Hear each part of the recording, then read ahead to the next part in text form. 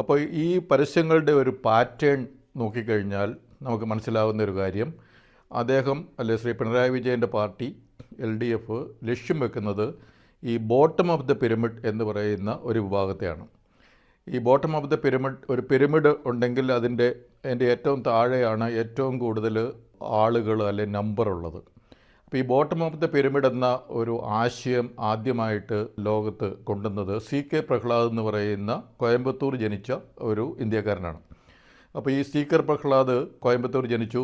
അദ്ദേഹത്തിൻ്റെ CKയുടെ full form തന്നെ കോയമ്പത്തൂർ കൃഷ്ണറാവു പ്രഹ്ലാദ് എന്നാണ്. അപ്പോൾ അദ്ദേഹം ഈ ജനിച്ച സ്ഥലത്തിൻ്റെ പേര് ഇപ്പം പലരും ഇങ്ങനെ അവരുടെ പിണറായി വിജയൻ എന്ന് പറയുന്ന പിണറായി എന്ന് പറഞ്ഞ പോലെ, അല്ലെങ്കിൽ അടൂർ പ്രകാശ് അടൂർ എന്നൊക്കെ പറയുന്നത് പോലെ തന്നെ കോയമ്പത്തൂർ കൃഷ്ണറാവു പ്രഹ്ലാദ്, CK പ്രഹ്ലാദ്.